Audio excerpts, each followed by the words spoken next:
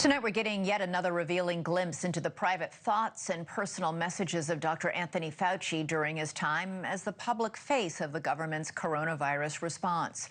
11 text messages out of more than 34,000 released by Republican senators this week revealed that more than a month after the first coronavirus vaccines were made publicly available, Fauci was still privately grappling with whether they posed any risk to pregnant women. In a January 2021 exchange between Fauci and the Surgeon General and the CDC director at the time, Fauci flagged a possible issue, saying, quote, "I asked around a bit and more, and since many people have significant cytokine storms and fever after the second dose, this theoretically could be associated with miscarriage in the first trimester," end quote. A week later, Fauci texted saying the FDA found no red flags among pregnant women in COVID vaccine trials and that the benefits of the vaccine outweighed any potential risks. That is a position the CDC website still appears to stand behind.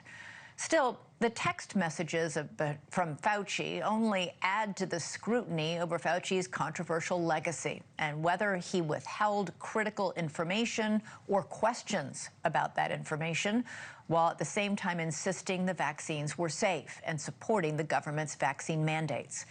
My next guest has long been critical of Fauci's handling of the pandemic. National Institutes of Health Director Dr. Bhattacharya joins us now live. Doctor, great to have you on. What's your reaction to these text messages that appear to show that Fauci might have been concerned this could be risky for pregnant women to take the COVID vaccine, but he did not say that in public messaging? I mean, it's kind of shocking, actually, because he was the public face of the COVID response, and he recommended that basically everyone get the vaccine, and he was the face of the vaccine mandates. In January 2021, when he sent that text message, it was a new vaccine. Normally, when you are dealing with pregnant women, you don't recommend untested products in that setting. It takes a lot of work to say, okay, it is safe for pregnant women. He was reasonably reflecting in his private communications the scientific debate that was going on at the time and discussions at the time, but he didn't tell the public that. And instead, he essentially told the public that it was safe for pregnant women to take it when he didn't know that. I think it was very irresponsible.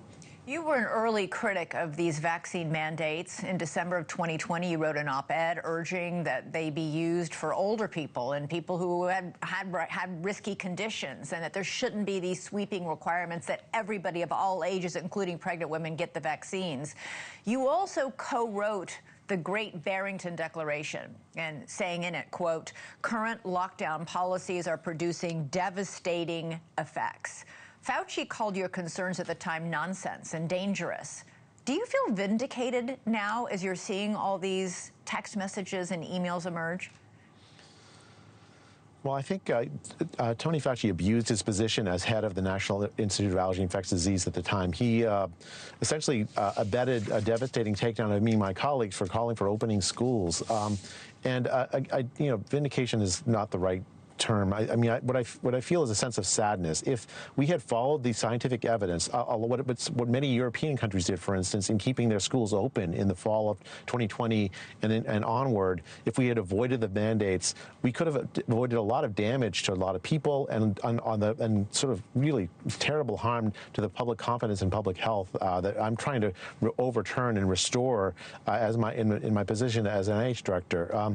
I think it's ironic because Tony Fauci held himself out as the exemplar of the science, and in many ways he was. He was a hero to me during the HIV pandemic. Right, he did a lot. Where he did, I believe, a lot of things that really did benefit a lot of people. I held him as one of my heroes in medicine, and so it just pains me to see that he's ending his career in this sort of infamy, because he should have embraced the basic principles of telling people the truth, telling people what he actually thought, not trying to lord it over and say, I'm the science, but like reflecting the honest scientific uncertainty that really existed throughout much of the pandemic. Right. If he had, I think he would be in a very different position right now. About everything, not just the vaccines. Operation Warp Speed is still considered to be a phenomenal success, finding a vaccine that worked so quickly. You know, there are many who believe that it is one of the crowning legacies of President Trump's first term. Do you agree with that? Well, I think the thing about Operation Warp Speed, it was an enormous technological success. I mean, at the beginning of the pandemic, I did not. If you'd asked me, would it be possible to get to a vaccine within that short amount of time, I would have told you no, because it was really a technological marvel. Right. At the same time, the way that the vaccine was deployed didn't meet the normal principles of vaccine. Normally, what you would think about is what are the benefits and what are the harms, and then make recommendations based on those. Right, but we were in the middle of a pandemic, and people were scared. Yeah, oh yeah, people were scared. I mean, I think in that sense, the technological sort of achievement was amazing. Mm-hmm. But the way it still needs to be deployed in a way that is consistent with public health principles, right? Yeah. So informed consent for people. So that's, I think, major problem with it. Like the mandates, I think, really crushed the confidence people have in public health. They think that public health is trying to push something on people rather than standing alongside people, giving them good information to help them. Well, you mentioned public health now twice and the confidence or lack thereof that the public has in the current health system in this country. President Trump yesterday signed that executive order in the Oval Office scaling back childhood vaccines. He said in the Oval Office that the vaccines, quote, taken together could be quite lethal. You're a doctor. Is that true?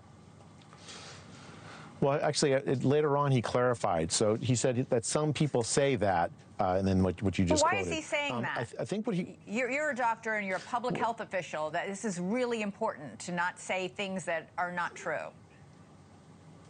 I mean, I think President Trump is reflecting what he hears from the people. Like he's not a public health person, but he's reflecting what he hears from people. And you know, I'm sure you've seen it. I've heard it myself. There's a lot more skepticism about vaccines now than there was before the pandemic, in part because of what happened during the pandemic. The executive order that that President Trump signed, in my view, is aimed at addressing that by essentially restoring parental autonomy and decision-making regarding vaccines, while still recommending and making sure that those vaccines are all available at scale, changing the recommendations to be more in line with our European partners, European colleagues who don't mandate their vaccines for childhood vaccines at all, and yet have higher rates of uptake of vaccines than the United States does. Yeah. So I view it as a pro-public health executive order. And so, I mean, the way that President Trump talks is how many people talk about this. So I don't. But he's not many people, you know, Doctor. He's not many people. He's the President of the United States, and he's not just talking and saying things like vaccines are lethal, which is not true. He's also signing an executive order changing the way vaccines are issued. Bill Cassidy, who's a Republican senator and a doctor, criticized this, saying vaccines are overwhelmingly effective and safe. Vaccines do not cause autism. I mean, there's been a lot of blowback to this executive order signing.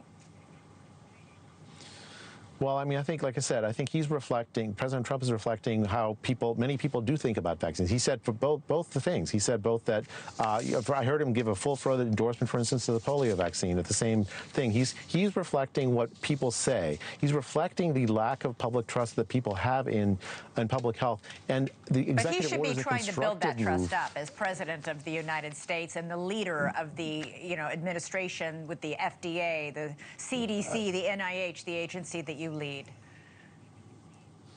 Elizabeth, I think he is doing that, right? So by restoring parental autonomy to decision-making, by recommending vaccine standards that are used by our European colleagues that are, and then arguing essentially mandates, I think it's a pro-public health move. I predict that in the long run, what will happen is that public trust will be restored and there will be more vaccine uptake for the most essential vaccines by parents across the country. I hope you're right. Dr. J. Bhattacharya, you are always welcome to come here and make the case. Appreciate it. Thank you so much.